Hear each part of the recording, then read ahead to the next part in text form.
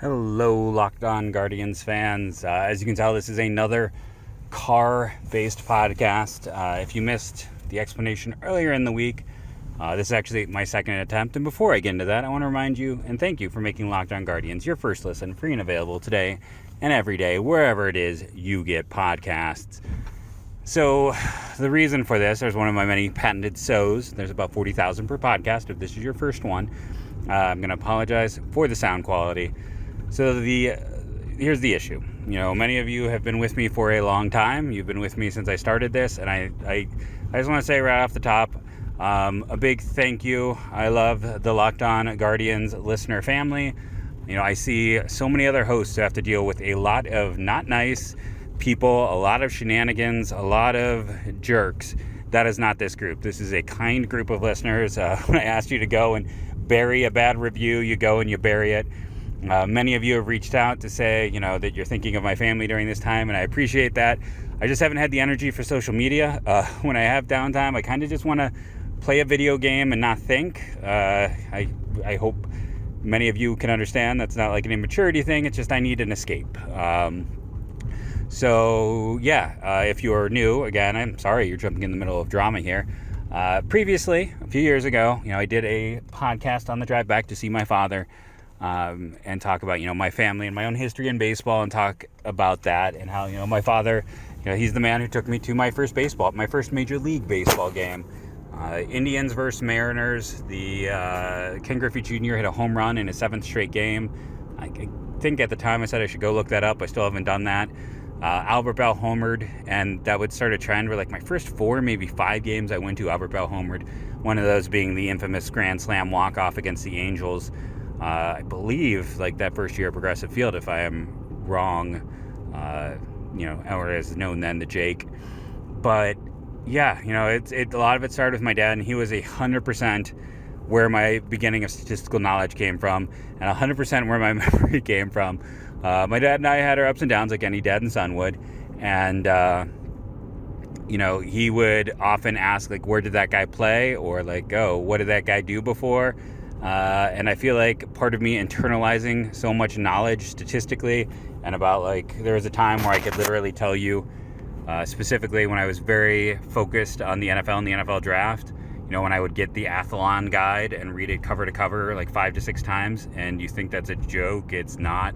When I used to get the Athlon baseball, I would do the same. Like as a kid, as a teenager even. I know that's the coolest thing to admit, but I loved that. I mean, I would just sit there and memorize. That was for me. You know, those Athlon guys. Whatever the pronunciation is, I love those to death. That was big. You know, Sporting News would maybe do a draft feature or a baseball one, and I would go in depth. I mean, somewhere I've got like I've still got like old like books that were just prospect books. I should try and dig it out. I am in Ohio right now recording, a rare occurrence for this show. But I've been avoiding the not fun parts. So what's going on? One, I'm back in Ohio, but I cannot stay with my family who I normally stay with because my sister has COVID. So that's the first hit, and that's why I mentioned, I would love to go get that prospect book and do like a retrospective on it, but I can't. Number 2, and more importantly, we still don't know what happened with my father, but I think, you know, I talked about this on the show. If you already heard, you can fast forward, but you know, I had a bad feeling. He wasn't responding on Christmas Eve. I did a welfare check. He was found unresponsive. They asked to do some testing. During one of the testing, do a lumbar spike. They bent him over. He had a hard time breathing, and his heart stopped, at which point he had to be intubated. Now, he is extubated. That is the good news. You know, I'm going to be very honest and share with the crowd. You've all been so kind to me during this time, and I've always been pretty honest and straightforward from the beginning. You know, it's a bit of a family thing, even though I have not met many of you through the years. But again, I want to thank people. You know, like, I don't want to name one name and forget another. Eventually, I'll thank everyone in some form. The last one, I think the most recent one was from Nathan, but like, you know, Aaron, who I've talked about on the show, and many, many others. Those were the DMs. Ryan, who I went to high school with, I saw your message. I'm just not ignoring it right now. It's just been a time where I am not good about responding to things. So my father They took out the tube. He's breathing on his own. He is, I don't want to, it's his life. I don't want to give too much, but this isn't when I came for the stroke and then the next podcast was joyous because, like, my father had a stroke, but the next day he had some minor confusion but could talk, and, Chuck was able to check himself out of the nursing home quickly and spent the last 2 years driving. This is not that. My father is never going to drive again. My father's never going to live on his own again. That's just the truth of this. He's alive. By everything, it looks like he will be alive. If, I ask him who I am, he knows. If I ask him basic things, he's able to respond. That's where we are. I'm not going to, obviously, there's not too much more to say, I think, beyond that. But I just wanted to be honest with the listener. I kind of told the harrowing story. I wanted to explain where we are. It's better than what I expected. But it is not the ideal. Let's be honest. It is not the ideal. If any listeners are I'll throw this out there, maybe not most appropriate, but whatever. If any listeners are attorneys and looking to help someone understand guardianships and or willing to do some pro bono work, I am still trying to get into my father's apartment right now. So that's just not here or there, but hey, there's a few hundred people listen to this show. Maybe I got a fan who could help. But that's just kind of where I am. I'm trying to figure out things. I would like to be able to, again, help my father as he transitions to the next phase in his recovery by getting the things that he loves. The unfortunateness of, let me throw two things out for you, some pieces of advice on this. One, power of attorney is not as hard to do as you probably think it is, and it's totally something you need to do. And two, have a spare key for wherever your parent, specifically if they are living solo, live, just because no one's going to ever let you in without that. So that is my trying to be helpful during darker times. So what's today's show going to be? I promise we're going to get to baseball. Today's show, we're going to continue what I've been doing. This is the extemporaneous look at the Cleveland Indians. We finished off, all the positions, all the hitting-based positions, one would say maybe. We went through and talked about, infield, outfield. We looked at who is likely to be the starters for next year, who is likely to, be the depth guys. We looked at where are maybe some possible upgrades, a sleeper for the position, and then what I think it'll be in 5 years. So we should maybe take the early break here, come back and discuss starting pitching to lead us off, because we've got starters and relievers to go. So let's take break one right here.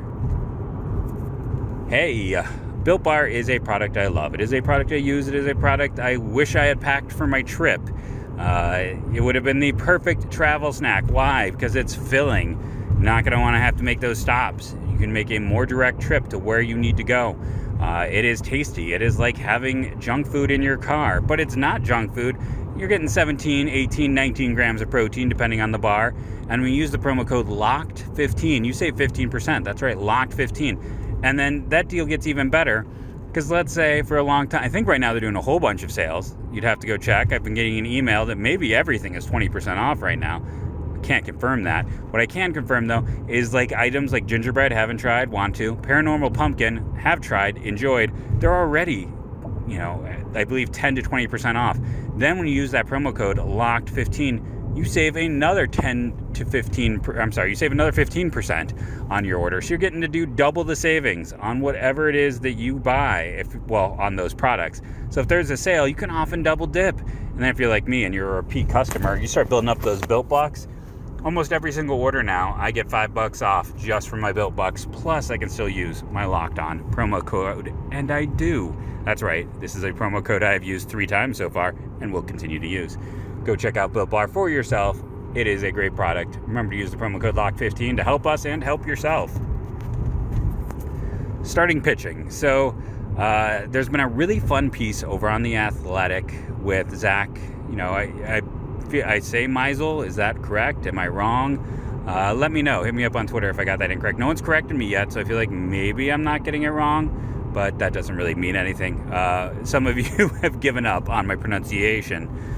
Why I bring this up is a whole series of articles of okay, so a fan proposes a trade, then the writers for both cities comment on, who would make this trade. It's interesting because Zach Plesac is the most named person in this, by far. He is the guy. Next is either Tristan McKenzie or Nolan Jones. Now, this is interesting to me for a couple of reasons. Zach Plesac, actually, I think, is not the starter who I necessarily would want to trade.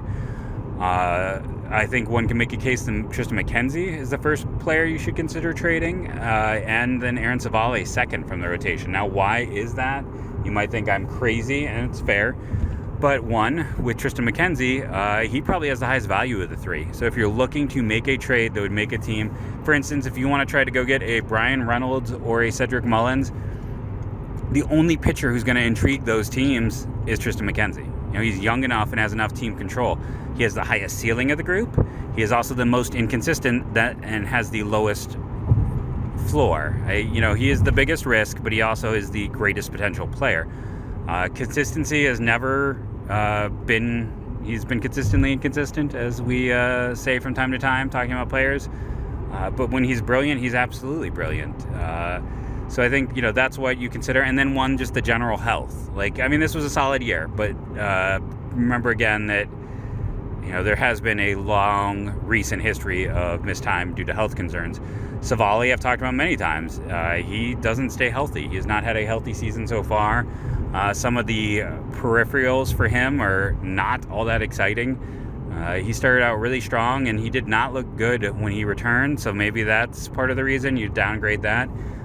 But he's coming off one of his better years so far.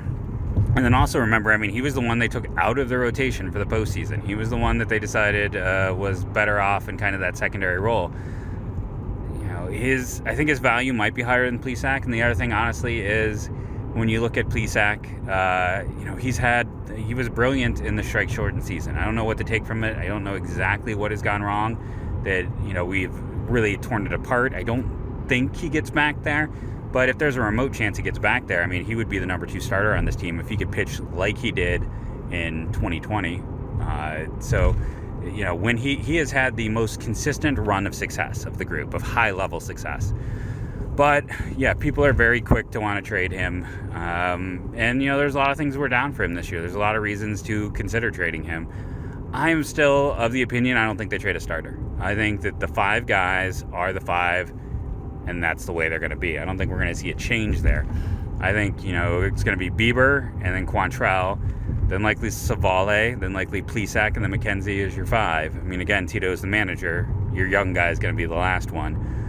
As for the rest of them, we've talked about 3/5 of the rotation. You got to assume Bieber's been going to be healthy. He has been for his entire career. It was kind of fluky last year. We'll see if he can get closer to the Cy Young season. He was still very good last year, but remember, in fairness, that Cy Young season was a lot of cupcakes. That was facing only the Centrals, he got a lot of easy opponents, which could also be, if you're and that's why Plesac was good. That's fair. That's fair if you want to put that assessment out there. In terms of Quantrell, ground ball guys, year to year there can be big shifts and changes. Depending on where you look, some people better believe possibility of success than others.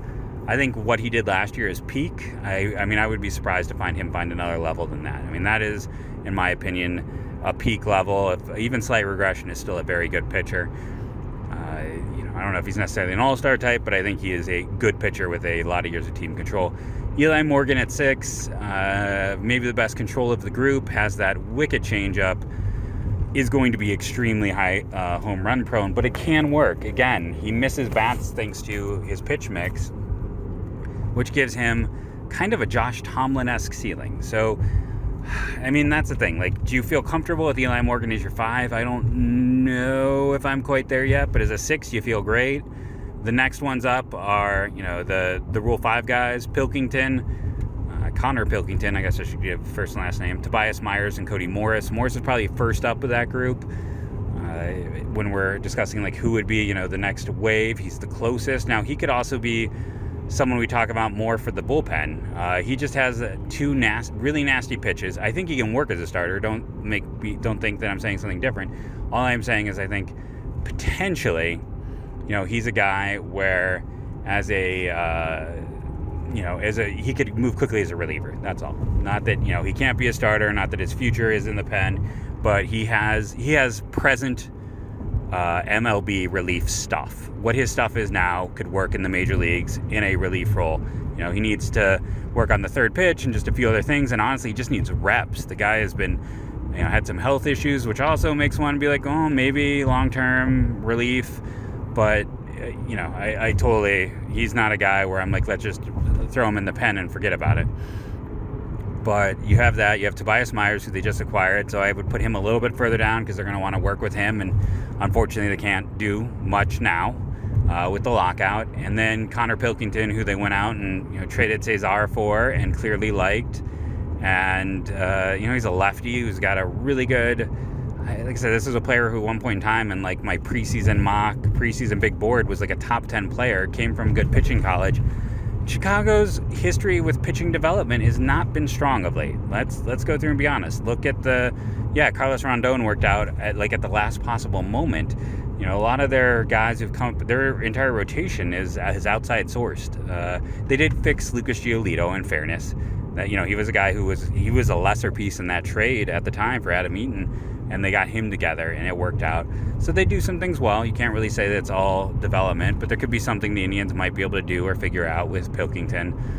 Peyton Beatonfield has some of those like side peripheral stuff or some numbers that make him look like a real steal. Like I think he's gonna come out really high in a lot of projection systems.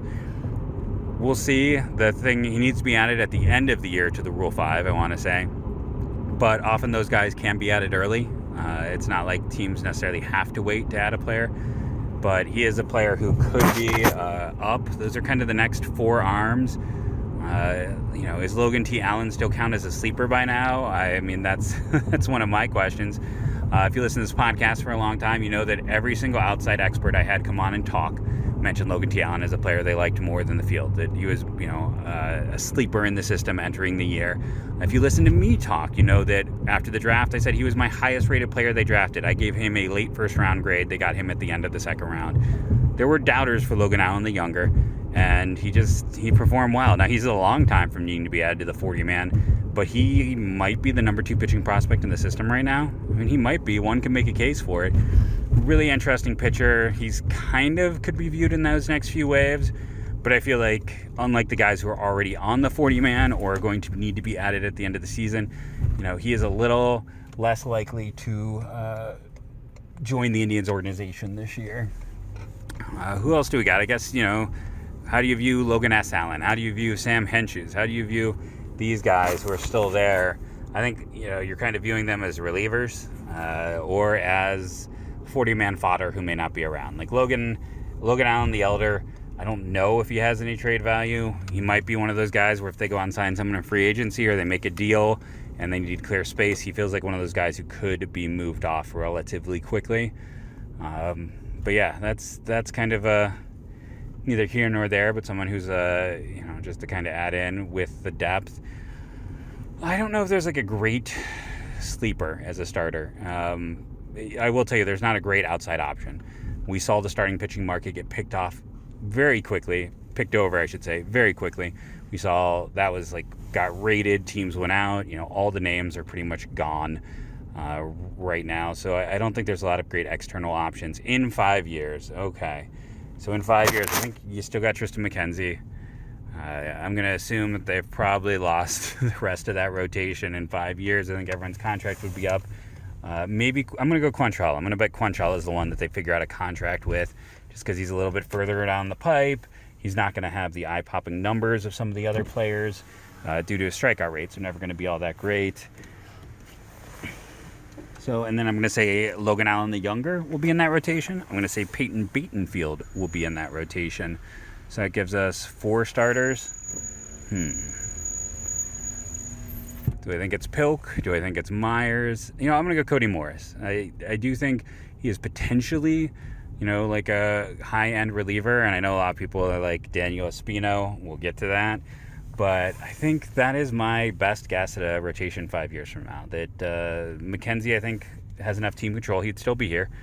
Quantrill is the most likely, in my opinion, to sign a contract just due to age and he doesn't miss a ton of bats. He's a ground ball guy. And then you have the young kids with Logan Allen the younger and Cody Morris. So, yeah, tell me what you think. What do you think about starters? It's still a position of depth relative to the organization. And on top of that, it is something they still develop well. And they got all those young guys. One could make a case that in 5 years, Gavin Williams I should maybe be considering for that rotation. Should I be talking Tanner Burns for that rotation? They're going to keep piling them out, and we're going to have to keep, figuring and sorting. But it is an interesting situation for the Indians, and it's still a strength of the organization from top to bottom. Even after all their departures and issues, starting pitching is still a massive strength. Let's talk another sponsor, Bet Online. If you like to gamble, if you want to look at odds and lines, it's a part of the game anymore. Come on, Bally Sports Ohio. It's owned by, they got the tie-in now everywhere with sports is tied with gambling. And if that is your thing, you want to go to Bet Online with their newly redesigned webpage and check it out for yourself. Remember to use the promo code LOCKEDON to get a 50% bonus on your first deposit. Doesn't matter your sport. Cricket, Aussie rules, football, that's there. Well, what happens if you don't like sports? Politics, you can bet on that. There are casino games and poker. Anything there is, anything imaginable for you is over at betonline.ag. Check it out. I have signed up there, and occasionally I give you a lock. And remember, when I give you a lock, so far I am 3-0. So betonline.ag. You want to go out there and just make that deposit for when my next lock comes on this show. Okay, there's an okay or a so we're back. So let's talk relief. This is arguably one of the biggest needs on the Indians team in general. Just they need, I do not feel comfortable with the bullpen heading into next year. You got Clase as your closer. At this point in time, Anthony Gose is setup role. Healthy, you're hoping Nick Sandlin is kind of your 8th inning guy. Hope that James Karinchak can figure it out and be kind of a 7th inning guy, maybe with Anthony Gose right now. After that, how do you feel? Brian Shaw is probably coming back. Let's be honest with that. You're Trevor Stephan. They would have liked to work with and got a little bit more time with in this offseason. We'll see if that comes together, how long this lockout occurs. He's pretty much locked into a role. Who else is out there? Well, I thought Robert Broom would be the guy, be the best 10th round pick in franchise history. He had a brutal year, was not added to the 40-man. I think Cody Morris, I already mentioned this, he's an option to help sooner rather than later as a pen arm. Now, long term, I still think starter, you want to get most bang for your buck. But there is value with him as a potential reliever, specifically this season. Who else is there prospect-wise? Well, when you look at it, it's like Francisco Perez and was one of the top guys. He's out. Nick Miklojak is your top reliever in system. Needs to be added to the 40-man at the end of the year, so he is a candidate to help the team this year. He has been, kind of bar none their top reliever for the past 2 years in terms of prospects, unless you wanted to count Clase as a prospect still. I didn't really. So, yeah, that's kind of your core pieces. What could be out there? We have discussed so many potential arms and trades. Like, it's always come up in discussion. There's a lot of guys out there who are kind of interesting. And honestly, I would be looking at guys who have struggled from bad organizations. I would go and look at some, Matt Strahm, who the Phillies did not keep. I was trying to think of the other guy that San Diego let go, but immediately got signed by Kansas City that we talked about on the podcast. I would be looking at kind of those lesser arms, specifically starters from organizations who do not do a good job of development. Now, Strahm, I know, had injury issues, but KC has been better. But when he came up, that was not a great developmental for pitching. And then he went to San Diego, which is not strong either. And I would be trying to mine those organizations, those ones we know. Look and see with the Mets. Maybe you can get Robert Gesselman to get back to where he looked like he was going to be a potential mid-rotation starter or a really good bullpen arm. I'd be targeting that. That is what I think. That's how I think you win on the margins if you're a team like the Indians. Getting consistent relief is very hard to do. And when it's the open market, it's very expensive. And that is not the way to go.